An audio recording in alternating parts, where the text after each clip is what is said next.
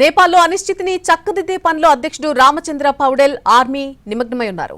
Ramachandra Paudel Gen Z ప్రతినిధుల మధ్య రెండో విడత చర్చలు జరిగాయి. నీలగిరి మిలిటరీ హెడ్ క్వార్టర్స్ లో జరిగినటువంటి చర్చల్లో ప్రభుత్వ ఏర్పాటుపై చర్చించారు. అయితే చర్చల్లో జెన్జీ డిమాండ్ల అమలు కోసం పట్టుబడినట్టుగా తెలుస్తోంది. దీంతో చర్చలేవి కూడా కొలికి రాలేదు. మరొక వైపు నేపాల్ ప్రధానిగా రేస్లో ఉన్న సుశీలా కర్కి ఈ రోజు సాయంత్రం 4 గంటలకు army chief general Ashok Raj సిగ్దెల్తో భేటీ కాబోతున్నారని సమాచారం. ఈ భేటీలో తాత్కాలిక ప్రభుత్వ ఏర్పాటు, దేశంలో స్థిరత్వం తీసుకురావడానికి సంబంధించిన చర్చలు జరిగే అవకాశం ఉంది. సుశీలా కర్కి 2016లో నేపాల్ తొలి మహిళా చీఫ్ జస్టిస్ గా బాధ్యతలు నిర్వహించారు. ఆందోళనకారులు తమ నిరసనలో జైళ్లను బద్దలు కొట్టేశారు.